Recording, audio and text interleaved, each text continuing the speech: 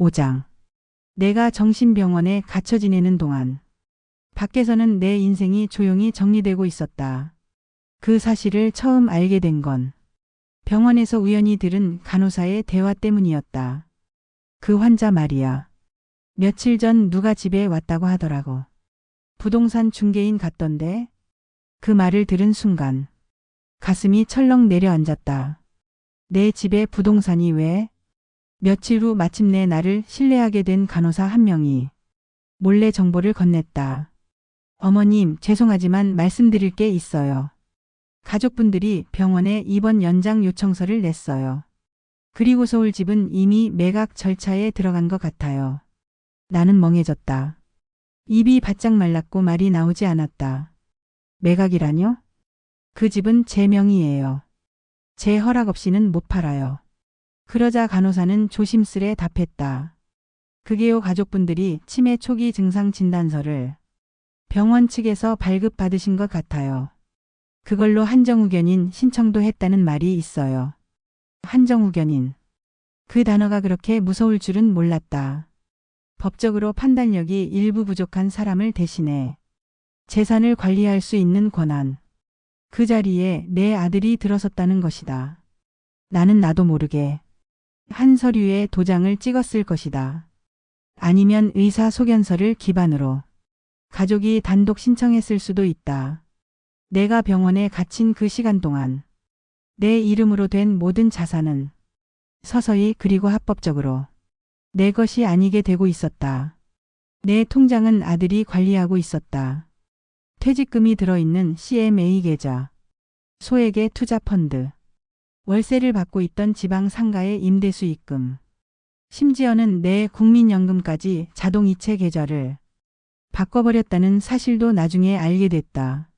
나는 내가 번 돈으로 지금 이 병원비를 내고 있었고, 그 병원비는 내가 강제로 갇혀있는 이유가 되어주고 있었다. 정말 아이러니였다. 내 돈으로 나를 가두는 비용을 지불하다니. 가장 충격적이었던 건 내 집에 다른 사람이 들어왔다는 소식이었다. 그 집 임대 나갔다고 하던데요. 짧은 계약이라고는 하는데 누군가가 내 거실에 앉아 TV를 보고 내 주방에서 밥을 해먹고 내 방에 발을 뻗고 잠을 잔다. 그 상상을 하는 순간 숨이 막혀왔다. 그 집은 내가 남편이 죽고도 애들 키워낸 그 집이었는데 그때부터 나는 매일 병원 창틀에 앉아 하늘을 바라보며 생각했다. 나는 살아있는 게 맞을까? 아니면 사회적으로 이미 죽은 사람 취급을 받고 있는 걸까? 그들에게 나는 그저 조용히 정리해야 할 문제였을 것이다. 부동산 문제, 연금 정리, 향후 요양시설로의 전환까지 가계부를 쓰듯 내 인생이 표로 정리되고 있었을 것이다. 나는 그렇게 점점 투명한 존재가 되어갔다. 눈을 감고 나면 내가 살던 삶이 꿈이었나 싶었다. 내가 쌓아 올린 모든 것들이 종이 몇 장과 도장 하나로 사라졌다는 사실을 어떻게 받아들여야 할지 몰랐다. 그날 밤 나는 처음으로 간절히 빌었다. 누구라도 제발 날 꺼내줘요. 내가 여기 있다는 걸 누군가는 좀 알아줬으면. 하지만 아무도 오지 않았다. 문은 여전히 잠겨 있었고 세상은 조용히 완벽하게 나 없는 삶으로 흘러가고 있었다. 6장. 그날도 다른 날과 다르지 않았다. 아침 7시 기상, 7시 30분 복도줄 서서 약 복용. 8시 병원식 아침, 그리고 정해진 산책 시간 20분. 시간표대로 살아가는 기계 같은 일상. 이 병원 안에서는 내가 사람이라는 감각조차 흐려졌다.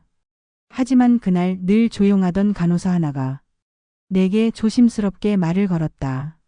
어머님, 사실 예전부터 이상하다고 생각했어요. 다른 환자분들과는 너무 다르셔서요. 정신 상태도 또렷하고 기억력도 좋으시고. 그녀는 주위를 한번 살핀 뒤 나를 병원 뒤편 자그마한 문서보관실로 데려갔다. 그곳엔 환자들의 차트와 보호자 동의서, 사본들이 정리되어 있었다. 이건 보시면 안 되지만.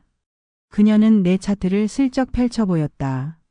그 안에는 내가 치매 초기 진단을 받았다는 의료 기록이 있었다. 날짜는 한 달 전.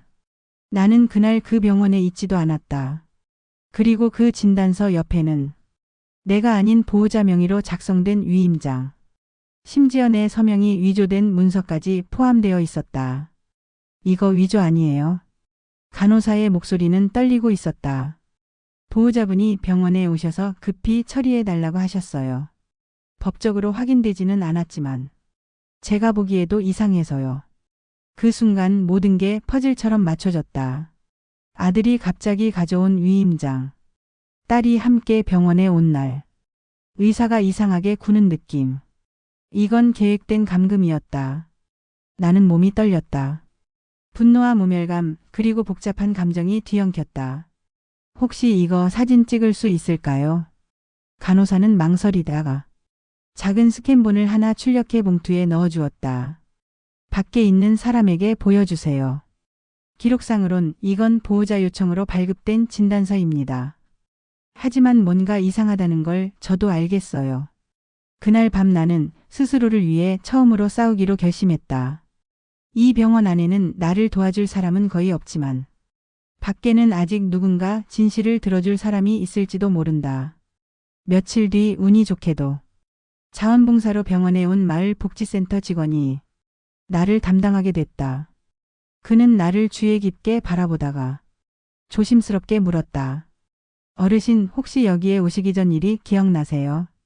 나는 숨을 고르고 말했다. 나는 정신병자가 아닙니다. 단 한 번도 상담을 요청한 적 없고 서명도 내 손으로 하지 않았어요. 그의 눈빛이 흔들렸다. 그 말씀 증명할 수 있습니까? 나는 간호사가 건넨 서류 사본을 내밀었다. 그는 그걸 한참 들여다보다가 고개를 끄덕였다. 이건 좀 심각한 문제 같네요. 제가 알고 있는 복지 담당 변호사 한 분이 계시는데 한번 알아보겠습니다. 그리고 며칠 후 그는 실제로 변호사 한 명과 함께 다시 병원에 찾아왔다. 변호사는 정중한 태도로 병원에 후견인 지정의 부적절성, 환자 진단 기록의 위법성, 그리고 서명 위조 의혹을 제기했다. 병원은 당황했고 내 담당 의사도 표정이 굳었다. 이건 보호자와의 문제입니다. 저희는 절차상 문제가 없었습니다. 하지만 변호사는 단호했다. 지금 이 상태로 계속 입원시키는 건 명백한 인권 침해이며 사기 및 위조 서류에 대한 수사의 대상이 될 수 있습니다. 그날 오후 나는 마침내 병원 바깥 공기를 다시 마실 수 있었다. 손에 잡히는 작은 가방 하나, 내 이름이 적힌 퇴원증, 그리고 희미하지만 분명한 자유의 감각. 하지만 싸움은 이제부터였다. 내 재산은 이미 넘어갔고 내 명예는 바닥에 떨어졌으며 아이들은 여전히 자신들의 행동을 정당화하고 있었다. 나는 그 모든 것을 되돌리기 위해 법정으로 향할 수밖에 없었다. 그리고 그곳에서 나는 나를 이 지옥에 가둔 내 자식들과 다시 마주해야 했다. 7장. 법정이라는 공간은 이상하다. 사람의 삶이 숫자와 날짜, 서류로 평가된다. 사랑이라는 단어는 등장하지 않는다. 오직 증거, 진술, 합리성만이 존재한다. 법원 복도를 걷는 내 다리는 떨리고 있었다. 그 흔들림은 나이가 들어서가 아니라 곧 마주할 사람들 때문이었다. 내 아들, 내 딸. 내가 목숨처럼 아끼며 키운 아이들이 이제 법정 피고인석에 서 있다. 하지만 정작 그들의 표정은 너무나도 담담했다. 오히려 내가 방해꾼이 된 것 같았다. 재판이 시작됐다. 판사는 서류를 후르며 말했다. 본 사건은 고령자인 원고가 피고들인 자녀에 의해 정신병원에 강제 입원되었고 그 과정에서 진단 조작 및 위임서 위조가 있었다는 주장을 근거로 합니다. 내 변호인은 간결하게 진실을 설명했다. 나는 스스로 병원을 원한 적 없다. 서류는 내 손으로 쓰지 않았다. 진단은 내 존재가 없는 날에 만들어졌다. 내 재산은 보호자라는 이름으로 이전되었다. 그리고 마지막에 이렇게 덧붙였다. 이 사건은 단순한 가족 분쟁이 아닙니다. 노인의 인권과 재산권을 박탈하는 제도적 사각지대를 악용한 명백한 가정 내 인권 침해입니다. 판사가 피고석을 바라봤다. 피고 측 입장 있으신가요? 그제야 아들이 입을 열었다. 그 목소리는 차분했지만 내 귀엔 너무나 낯설게 들렸다. 저희는 어머니를 사랑합니다. 하지만 어머니는 요즘 기억력에 문제가 있었고 현실 판단이 떨어져 보였습니다. 저희는 그저 어머니를 안전하게 보호하려고 했던 것입니다. 내가 비명을 지르고 싶었던 순간이었다. 사랑이라고? 딸은 눈물을 흘리며 말했다. 엄마는 요즘 너무 혼자였어요. 우리는 무섭고 불안했어요. 어떻게 하면 엄마를 지킬 수 있을까? 그 생각뿐이었어요. 나는 손을 꽉 쥐었다. 날 지킨다는 명목으로. 내 모든 걸 빼앗은 거니? 판사가 고개를 갸웃했다. 그럼 진단서를 위조한 건 어떻게 설명하시겠습니까? 아들은 침묵했고 딸은 고개를 돌렸다. 결국 변호사가 대답했다. 진단서는 병원 측 판단이었습니다. 우린 전문가의 의견을 신뢰했을 뿐입니다. 그 말 속엔 책임을 회피하는 교묘함이 담겨 있었다. 나는 법정에 서서도 그들의 한마디 사과를 들을 수 없었다. 그날 법정은 정말 차가웠다. 판결은 나오지 않았다. 추가 조사와 감정 절차가 필요하다는 이유였다. 나는 무너질 듯 휘청이며 법정을 나왔다. 가방 속에 들어있는 건 퇴원증과 일부 서류 복사본뿐. 그리고 그보다 더 무겁게 느껴지는 감정 하나. 내가 믿었던 사람에게 사람으로서 부정당했다. 집으로 돌아오는 길. 나는 버스에 앉아 창밖을 멍하니 바라봤다. 시민들은 바쁘게 움직였고 세상은 나 하나쯤 사라져도 아무 일 없다는 듯 흘러가고 있었다. 그때 문득 나는 스스로에게 물었다. 가족이란 무엇을 믿고 사랑했던 걸까? 그 순간 나는 결심했다. 이 싸움은 단지 재산을 되찾기 위한 싸움이 아니다. 나는 내가 인간임을 증명해야 했다. 내가 미치지 않았고 내가 버림받을 존재가 아니었으며 내가 여전히 한 사람의 이름과 인생을 가진 존재임을. 그리고 그 진실은 법정이 아니라 세상 모두가 알아야 할 문제라고. 8장. 몇 달 후 법원은 나의 손을 들어줬다. 진단서는 위조로 판명되었고 위임장 역시 필적 감정 결과 내가 직접 쓴 것이 아님이 증명됐다. 한정후견인 지정은 무효 처리됐고 내 집도 내 연금도 법적으로는 다시 내 소유가 되었다. 하지만 이상했다. 모든 걸 되찾았는데 왜 이렇게 허전한 걸까? 집으로 돌아온 첫날. 문을 열었을 때 나는 울지 않았다. 눈물조차 고갈되어 있었다. 거실엔 낯선 소파가 있었고 주방엔 내가 사놓은 그릇이 하나도 없었다. 딸이 살림을 정리해 갔다던 말이 떠올랐다. 엄마 요즘 그릇 같은 거 무거워서 잘 안 쓰잖아. 침실에 들어가니 옷장이 반쯤 비어 있었다. 그 속엔 내가 오랫동안 간직했던 남편의 셔츠 한 벌, 아이들 어릴 적 사진 몇 장이 종이 가방 안에 구겨져 있었다. 그 순간 갑자기 숨이 막혔다. 이 집은 돌아왔지만 여기에 있던 나는 어디로 간 걸까? 며칠 뒤 아들과 딸은 사과하러 찾아왔다. 아들은 말없이 앉아 있다가 작게 입을 열었다. 엄마 미안해요. 그땐 우리가 너무 급했어요. 엄마를 위한 선택이라고 믿었어요. 딸은 울면서 내 손을 잡았다. 엄마 제발 예전처럼만 돌아가면 안 돼? 나는 고개를 저었다. 그 손을 뿌리치진 않았지만 잡아주지도 않았다. 사랑은 기억을 덮지만 신뢰는 한번 금이 가면 돌이킬 수 없다.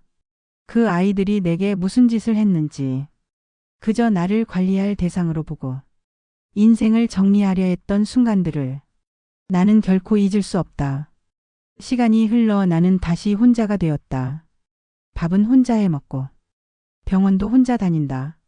연락이 뜸해진 아이들에게 나도 이제 더 이상 먼저 전화를 걸지 않는다. 그게 더 마음이 덜 아프니까. 가끔 누군가 묻는다. 그래도 자식들이니까 용서해야 하지 않나요? 나는 대답하지 않는다. 그 질문 앞에서 나는 늘 침묵한다. 나는 지금도 법적으로는 가족이다. 호적상 어머니이고 그들은 여전히 나를 엄마라 부른다. 하지만 마음속에서는 우리는 이미 남보다 먼 존재가 되었다.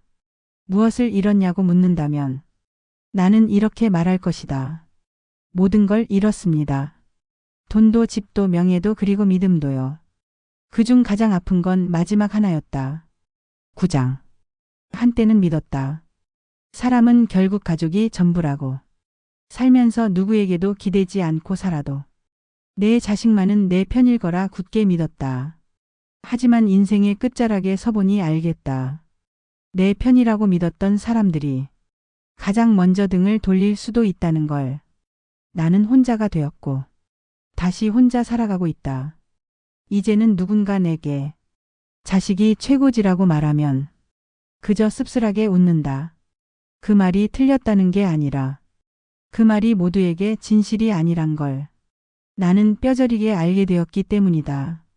어쩌면 내 잘못일 수도 있다. 너무 헌신했고 너무 믿었고 너무 쉽게 모든 걸 내어줬다. 사랑을 조건 없이 주는 건 부모의 몫이라 믿었고 그 사랑은 언젠가 돌아올 거라 생각했다. 하지만 그 믿음은 언제부터인가 나를 묶는 족쇄가 되었고 결국엔 내 인생을 빼앗는 도구가 되었다. 이제 나는 안다. 나를 지킬 사람은 결국 나밖에 없었다는 걸. 그 누구보다 가까운 가족이라 해도 계약서 한 장, 서명 하나가 모든 관계를 뒤엎을 수 있다는 걸. 그리고 가족이라는 단어만 믿고 아무 준비 없이 노후를 맞이한 사람은 어느 날 나처럼 병원 한 구석에 갇혀 미쳤다는 낙인을 찍히고 말지도 모른다는 걸. 그래서 나는 말하고 싶다.